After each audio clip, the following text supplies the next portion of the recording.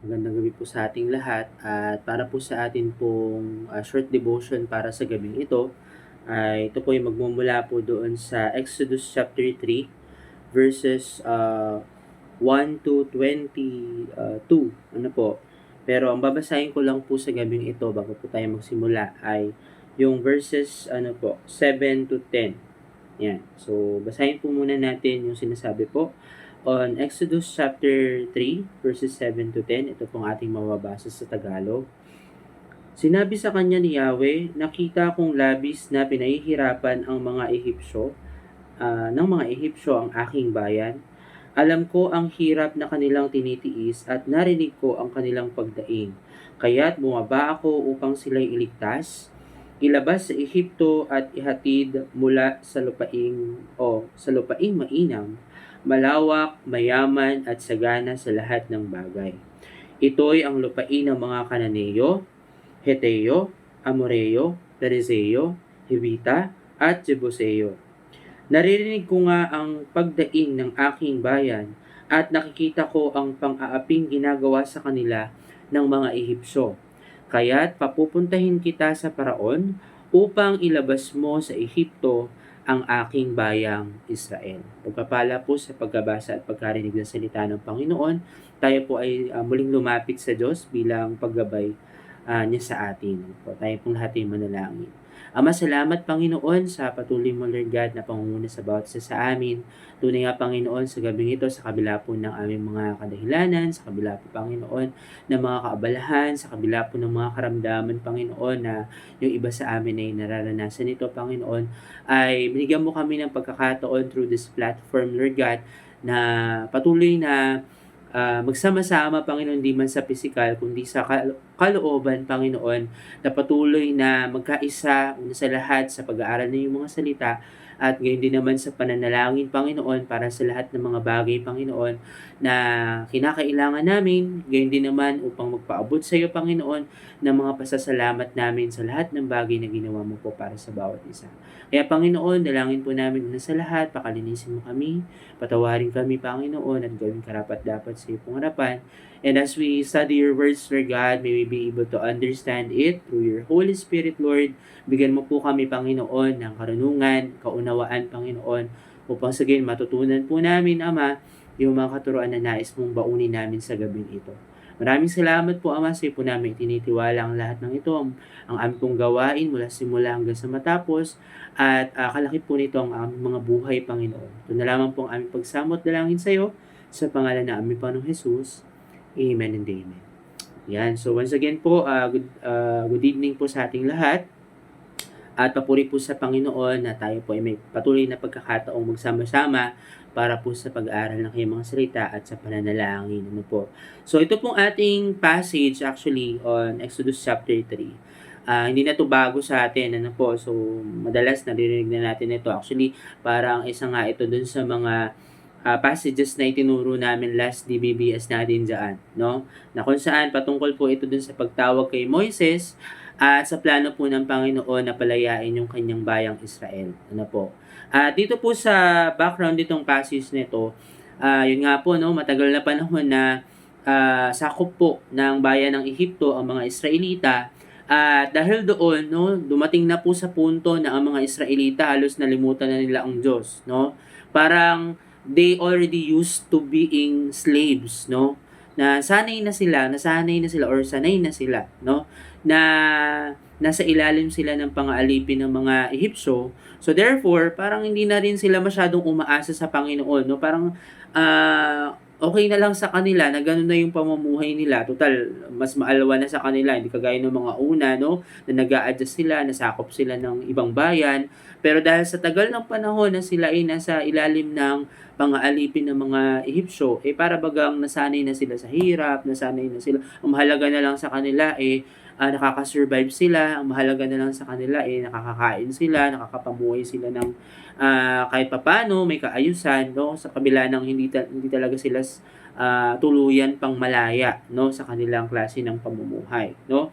And Dahil nga doon, mistulan ng nakalimutan na nila yung pangako ng Diyos, mistulang nakalimutan na nila si Lord sa kanilang buhay. Kaya hindi na rin sila kumbaga para umasa pa na sila ay makakalaya pa. Parang okay na lang sila sa kanila pong kalalagayan. No? Pero doon po sa binasa kong mga verses po dito, mga kapatid, on verse 7 to 10, doon po natin makikita na sa kabila po ng matagal na panahon na ang mga Ehipsyo ay parang nasanay na lang sa pagiging alipin nila, dun sa paghihirap na nararanasan nila. And lingid sa kanilang kaalaman, na meron palang plano ang Diyos na sila po ay iligtas pa rin mula sa kanilang kinaharap, no? Mula po sa kanilang mga sitwasyon, no? Ano pong sabi ulit dito in verse 7? Sinabi sa kanya ni Yahweh, nakita kong labis na pinahihirapan ng mga Ehipsyo ang aking bayan. Alam ko ang hirap na kanilang tinitiis at narinig ko ang kanilang pagdaing.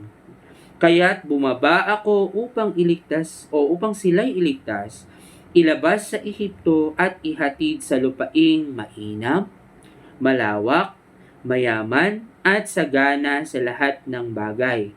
Ito'y ang lupain ng mga Kananeo, Heteo, Amoreo, Perizeo, Hibita at Jebuseo. So from these two verses pa lang, on verse 7 to verse 8, makikita na natin na sa kabila ng pagiging sanay na ng mga Israelita sa pang-aalipin at sa pagiging sakop ng mga Ehipsyo, ay nandun pala yung plano ng Diyos, no?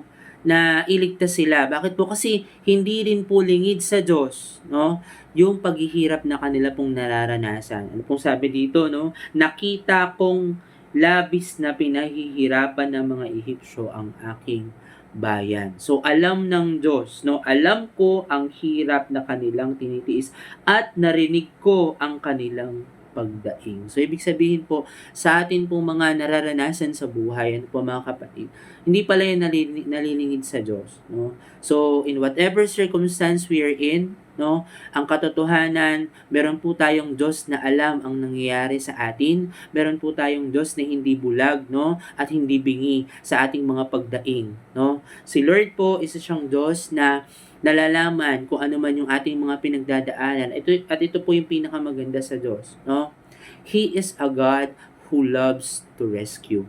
No, isa po siyang Diyos na anumang pahamakan, anumang paghihirap yung atin pong nararanasan, we have the God who loves to rescue.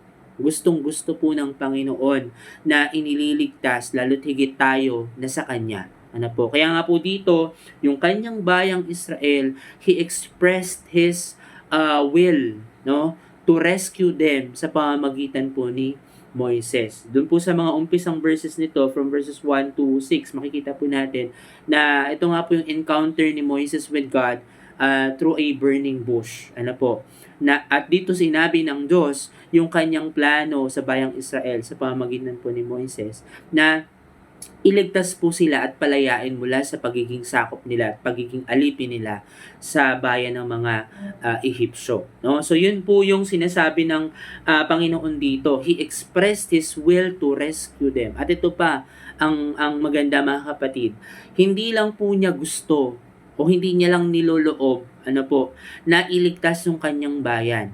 He did something to prove that He really wanted to rescue them. Ano pong sabi dito on verse 8? Ano pong sabi? Kaya't bumaba ako upang sila'y iligtas, ilabas sa Ehipto, at ihatid sa lupaing mainam, malawak, mayaman, at sagana sa lahat ng bagay. So ano pong ginawa ng Diyos? Bumaba ako, kaya't bumaba ako upang sila ay iligtas. No? At dalhin dun sa lupain na alam niyo yung kabaliktaran ng kung ano yung nararanasan nila ngayon, no? Kung sila man ay alipin sa bayan ng mga Ehipsyo, no? Kung sila man ay paghihirap yung nararanasan nila doon, kung sila man ay salat, no? Kasi alipin sila, so hindi nila nakukuha kung ano yung mga sapat na pangangailangan nila, at maaring hindi rin sila nag-e-enjoy talaga, no, sa araw-araw nilang buhay kasi wala naman silang ibang ginagawa kundi kung ano yung iutos sa kanila bilang sila po ay mga alipin. So therefore, yung bayan daw pong pagdadalhan sa kanila ng Diyos ay sobrang taliwas dun sa kanilang nararanasan. Biruin niyo yun, no? So, kung ano na lang yung paghihirap, kung ano na lang yung kakapusan, kung ano na lang yung kakulangan na nararanasan nila sa bayan ng Ehipto, ano namang kasaganaan yung ipinangako ng Diyos na ipagkakaloob po sa kanila the moment that He will rescue them, no?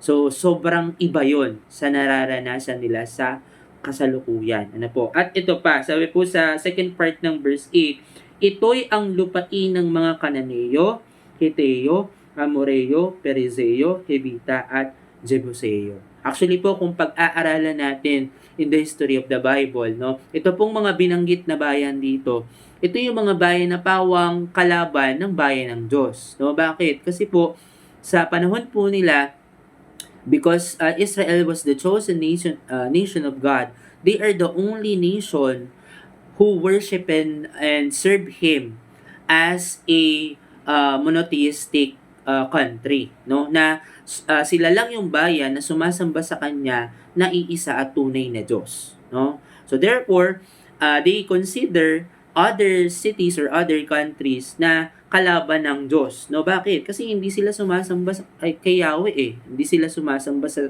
tunay at buhay na Diyos. So therefore, itong mga binanggit na to ng mga lahi o mga bayan, they were actually the enemies of Israel. Pero doon sila dadalhin not to be slaves of them, but God will actually prepare the place, no? Na pag-aari ng mga bayang ito para doon sila dalhin at kung ano man yung kasaganaan na naroon ay sila yung makinabang. Biruin niyo yun, no? So ganun po kaganda yung plano nila, no? O plano ng Diyos para sa kanila, no? At lingid po 'yon sa kanilang kaalaman. Bakit? Kasi dahil nga sanay na sila sa hirap, sanay na sila sa pagiging alipin sa Egypt, no? Para bagang ayaw na lang nila, okay na sila doon, no? Di na nila ma-imagine na someday darating yung gantong panahon na sila ilalabas pa pala ng Ehipto, no? Kasi matagal na panahon eh. So parang nasanay na sila, no? So ito po yung ganda ng plano ng Diyos para sa bawat isa sa kanila, no?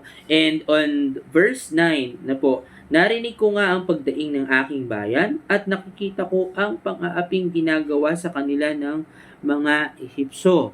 Verse 10, kaya't papupuntahin kita sa Faraon upang ilabas mo sa Ehipto ang aking bayang Israel. At doon na nga sinabi ni God, no, ni Yahweh, kay Moises yung kanyang plano sa kanya na siya yung gagamitin ni Lord, no? Siya yung gagamitin ni Yahweh upang ilabas ang kanyang bayan mula sa pagkakasakop ng mga Ehipsyo, no? So that is the beauty of the plan of God, na kahit hindi o lingid sa kaalaman ng mga Israelita, ganto pala kaganda yung plano ng Diyos para sa bawat isa sa kanila. Ngayon mga kapatid, no? So what are the things that we can learn from here, no? Kung tatanungin ko po kayo, are you in a circumstance na sa tingin ninyo ay you need the rescuing of God? Meron ba kayong aspeto ng buhay ninyo o meron ba kayong sitwasyon ngayon sa buhay niyo na sa tingin niyo kailangan niyo ng pagliligtas ng Diyos? Alam niyo po mga kapatid, mapalad tayo. Kasi the God that we serve, the God that we acknowledge in this life, the God that we worship, is actually a God who loves to rescue. Kaya mga kapatid, ano man yung mga paghihirap na nararanasan natin ngayon, ano man po yung mga circumstances natin na kinahaharap ngayon, no? Ano man ito man ay hirap sa pinansyal, ito man ay hirap sa emosyonal, no? Maaring meron sa atin dumadanas ng anxiety, ng depression sa mahabang panahon na, no? At yung iba sa atin maaring parang sanay na tayo, no, kagaya ng mga Israelites, no, sa haba ng panahon na sakop sila, nasanay na sila. And siguro sa atin, sa part natin mga kapatid, maaring yung mga pinagdadaanan natin sa haba ng panahon na pinagdadaanan natin yung mga yan. For example, yung hirap ng buhay, hirap sa financial, no, yung anxiety, yung depression, no, yung mga problema na sunod-sunod sa buhay natin, maaring nasanay na lang tayo. Pero kapatid, ito pong isang katotohanan, no? Despite of being used to what we are experiencing, behind those things, God actually has a beautiful plan for us. No? God actually has a great plan for each of us. Maaring lingid sa atin. Maaring iniisip natin, parang ang tagal ng tahimik ni Lord ah. Ang tagal ko na sa paghihirap na to. Ang tagal ko na sa anxiety na to, sa depression na to. Pero bakit ganito pa rin hanggang ngayon, nandito pa din ako. Parang ang tahimik ni Lord, parang walang ginagawa si Lord. But you know what? Just like what happened to the Israelites, uh, God wants you to know, kapatid. God wants us to know that in our circumstance right now, no matter how long you have been to that situation, kapatid, God has something for you. No? May nakaplano na siyang gawin sa sitwasyon na meron ka ngayon, and He is very much willing to rescue you from the situation that you are in. Magtiwala ka sa Kanya kasi meron siyang magandang plano sa lahat ng nararanasan mo. No? Kaya mga kapatid, kung i-consider natin, no, kung paano po tinapos yung chapter na ito, no, on verses 21 to 22, no, ipinapakita po ng Diyos dito that despite of them, no, na nasa loob sila ng Ehipto pa nung mga oras na ito, gagamitin din ng Panginoon, no, yung pagiging nandun nila sa loob ng Ehipto para paglabas nila doon, no, ay hindi sila lalabas ng walang anumang daladala o walang anumang bagay na maaring meron sila to start their new life, no. Sabi po sa verse 21 to 22, idinugtong pa ng Diyos, pagagaanin ko sa inyo ang loob ng mga Ehipsyo upang may madala kayo pag-alis. Ang inyong mga kababaihan ay manghihingi ng damit, alahas na ginto o pilak sa kanilang mga Ehipsyong kapitbahay at sa sino mang Ehipsyong babaeng kasama nila sa bahay. Ipasusuot ninyo ang mga ito sa inyong mga anak. Sa ganitong paraan ay mapapasa inyo ang ari-arian ng mga Ehipsyo. So, biruin niyo yun. Hindi lang sila dadalhin, no, doon sa lugar ng mga kaaway nila na masagana, no, at sila yung makikinabang sa mga mabubuting bagay na naroon doon. Bagkus, no, meron pang gagawin ang Diyos para paglabas nila ng Ehipsyo, parang hindi sila mag-i-start na parang walang-wala, no? Sa paglabas nila, sa paglalakbay nila patungo dun sa lupang pangako ng Diyos, meron silang mga pag-aari na kanilang bibit-bitin, no? So, ganun yung ginawang plano ng Diyos para sa kanila. Biruin yun. Sobrang planado, no? Yung nais ng Diyos na gawin sa bawat isa sa kanila. At mula doon sa matinding paghihirap, mula doon sa pagiging alipin sa loob ng Ehipto, plinano ng Diyos yung magandang para sa kanila, no, na hanggang sa kanilang paglabas hindi doon natatapos yung pagpapala ng Diyos sa bawat isa sa kanila, no. At siya rin yung magli-lead sa kanila, no, through Moises into going to that place that has been promised to them by God, no. So yun yung ginawa ng Diyos para sa kanila, no, na kung saan nagpapakita po sa atin mga kapatid that our God is actually a God who doesn't just want to save us, but He is actually doing something, literally doing something to save each of us. No, hindi niya lang pinakita na gusto ko kayong iligtas, o hindi niya lang sinabi na gusto ko kayong iligtas, kundi ipinakita niya talaga sa gawa na iniligtas niya ang kanyang bayang Israel. Kaya naman mga kapatid, no, in whatever aspect of your life that you seem to need the rescuing of God, patuloy po natin yang itiwala lamang sa Panginoon, no? Na maaring matagal ka na sa pinagdadaanan mo, maaring matagal ka na sa problemang kinaharap mo, maaring matagal ka na sa paghihirap na nararanasan mo. Pero kapatid, ito yung totoo. Behind those things, God is actually planning something great for you, no? Because He doesn't want who are His to remain on that certain situation. No, kagaya ng bayang Israel, dahil ang bayang Israel ay sa kanya, hindi niya hinayaan na manatili sila sa pagkakaalipin. Hindi niya hinayaan na manatili sila sa kahirapan na kanilang nararanasan. No? Kaya mga kapatid, since tayo po ay sa Panginoon, tayo po ay kanyang mga anak, mga kapatid, ano po, ay hindi niya po hahayaan na kung ano man yung ating mga nararanasan sa puntong ito ng buhay natin, manatili tayo dyan. He will always do something to rescue us from our situations. Kaya mga kapatid, patuloy nating itiwala sa Diyos lahat ng ating pinagdadaanan, paghirap, pagsubok, no? Sapagkat ang Diyos ay nalalaman ano man yung ating pinagdadaanan at naririnig ang bawat nating hinaing. He is a God who listens and responds to our prayers. So yan po yung ating Diyos. The God who loves to rescue, and He is not just willing to rescue us, He actually is doing something to rescue us. So nawa po ay may natutunan po tayo sa gabing ito, at let us celebrate the goodness of the Lord dahil tunay siyang tapat, tunay siyang nagmamahal sa bawat isa sa atin, at isa siyang Diyos na hindi tayo iiwan ni pababayaan man. Sa ating mga sitwasyon, tayo ay kanyang ililigtas. So mga kapatid, let us seal our short devotion for tonight with a prayer. Tayo po ay lumapit sa ating Panginoon sa isang panalangin.